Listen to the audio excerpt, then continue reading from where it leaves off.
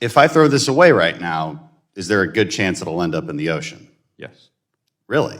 American trash is what's ending up in the ocean? globally. Really? Okay, so there's pretty good studies on this that would say that in the Pacific Ocean trash, and plastic specifically, the vast majority of it, over 90%, comes from Asia, African countries. Is that not true? I think the numbers do tend to show that sort of increase on the part of the Asian countries, but that doesn't mean that we're not contributing to part of that as well. How much do we contribute? I don't have the answer at the top of my head.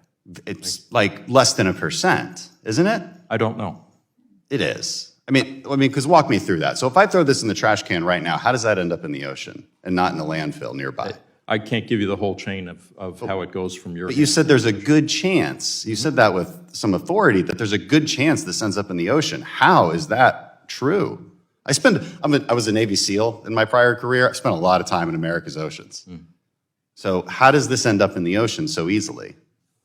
Well, again, I can't give you the whole chain of events associated with how our trash gets in the ocean, but I can tell you that the data are there. You can look at what is in the ocean. The data is there. America is responsible for an incredibly small percent of any plastic in the ocean.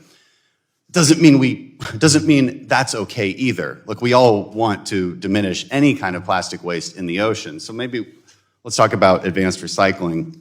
You know, in my district, actually, there's a company called Huntsman that does amazing advanced recycling if they're allowed to. There's also legislation in the Clean Futures Act that would practically prohibit any new recycling facilities that deal with plastics, any new production of plastic.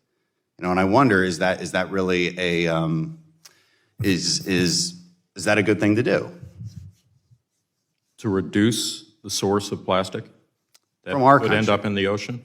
Does it end up? No, we already covered whether it ends up in the ocean. No, but I'm trying to It really understand the doesn't. question. No, advanced recycling.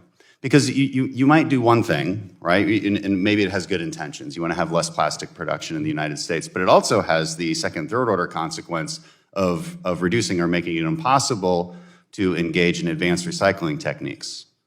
You know, what is the state of recycling in our country right now, considering we don't really export it to China the way we used to? I can't answer that. I'm not an expert on recycling technology. Ms. Medina, maybe she looked like she wanted to answer. I can add just a little bit of light to this. The first thing is that we do still export a tremendous amount of our refuse, our waste. And it is true that only 5 or 6% of U.S. plastic is recycled today, and that's gone down in the last year. It's going in the wrong direction, which is why we're working so hard on a global agreement to combat plastic pollution everywhere, all over the world. And we need a global solution to this because it's not really different from climate. Plastic is everywhere. And if we can't stop having as much plastic in the system, we'll never get it out of the system. We need different materials, we need better recycling, and the agreement will take on the full life cycle of plastic. And we're standing shoulder to shoulder with the industry on this, not just the retailers, but also the makers of the very products that we're trying to figure out how to curb the pollution of.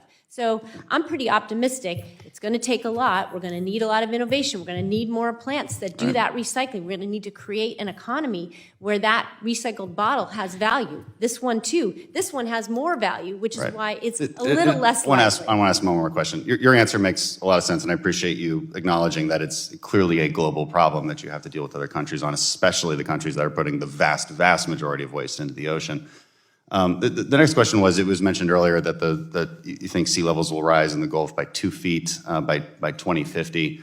The obvious next question is there anything we can actually do to stop that? Because that question indicates what the solutions might be. If we stopped all carbon emissions globally right now, would that change that rise in sea level?